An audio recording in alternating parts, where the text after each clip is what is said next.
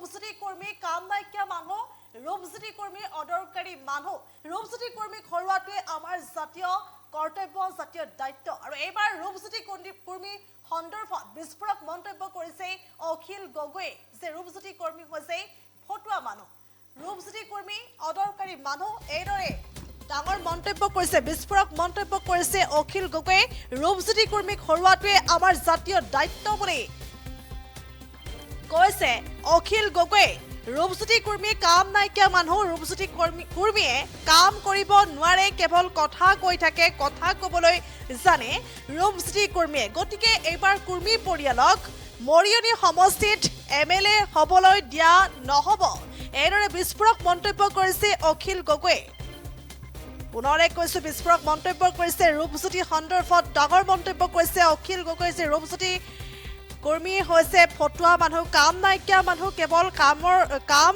নাইকিয়া মানুহ কেৱল কথা কৈ থাকে অদৰকাৰী মানুহ মুখেৰে খালি কথা কৈ থাকিব জানে মৰিয়নি সমষ্টিত কাম কাজ জিৰ'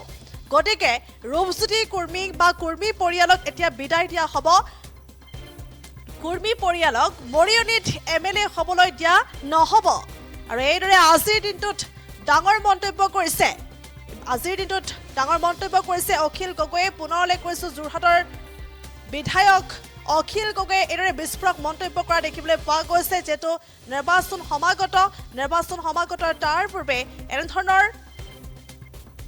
মন্তব্য কৰা পৰিলক্ষিত হৈছে ২৬ৰ নিৰ্বাচনত ৰাইজৰ দল বৃহৎ ফেক্টৰ হ'ব বুলি কৈছে ২৬ৰ নিৰ্বাচনত ৰাইজৰ দল বৃহৎ ফেক্টৰ হ'ব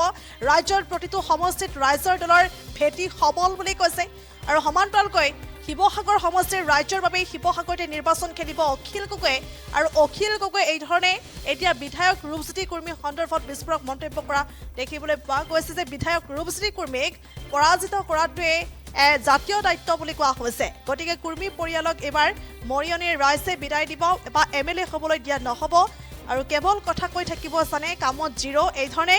মন্তব্য কৰা দেখিবলৈ পোৱা গৈছে মুহূৰ্তত সেই মন্তব্য আছে আগবঢ়াইছো মানে কোনো কাম কৰিব নোৱাৰা মানুহ মুখেৰে খালি ফেটফেটাই থাকে ২৫ বছৰ তেওঁক দিয়া হ'ল আমাৰ মৰিয়নি বিধানসভা সমষ্টি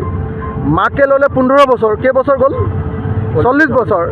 ভাৰতৰ স্বাধীনতাৰ পাছত ৮০ বছৰ হোৱাই নাই ৮০ বছৰৰ পিছত ৪০ বছৰ এটা পৰিয়ালে খাই আছে আৰু খাই লৈ জিৰ' সমষ্টিটোত কাম কাজ জিৰ' মই হাইস্কুলত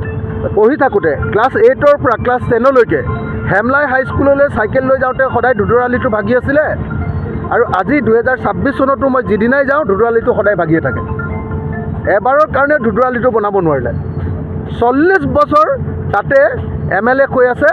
ৰূপজ্যোতি কৰ্মী পৰিয়াল কেতিয়াবা মাক কেতিয়াবা তেওঁ গতিকে এই ৰূপজ্যোতি কৰ্মী পৰিয়ালক এবাৰ আমি বিদায় দিবলৈ সিদ্ধান্ত লৈছোঁ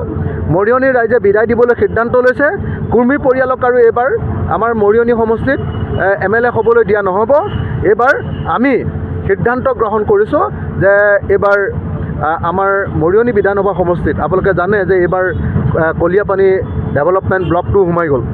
গতিকে সাংঘাতিক ধৰণে এতিয়া খিলঞ্জীয়া অসমীয়া মানুহৰ মানে আপোনাৰ হেৰি বৃদ্ধি পালে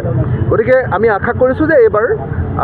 আমি সকলোৱে মিলি ৰূপজ্যোতি কৰ্মীক এইবাৰ পৰাজিত কৰিব পাৰিম আৰু ৰূপজ্যোতি কৰ্মীক পৰাজিত কৰি তেওঁৰ ফেকফেকনি